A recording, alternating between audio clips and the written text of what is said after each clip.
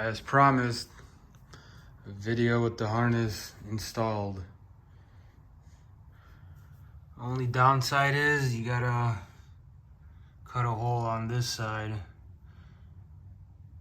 for this bank and the rest of them.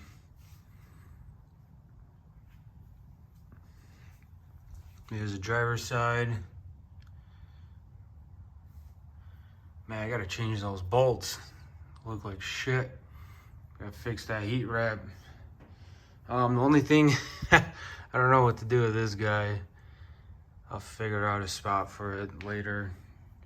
Just don't care when to cut it. I'm kind of messed up on one wire. I didn't pull the map sensor back. That way I would have just routed it this way and plugged it into the map and it would have been done. But I didn't feel like opening up the harness again. There's that. I got my pipe that comes here and it hides this rat's nest.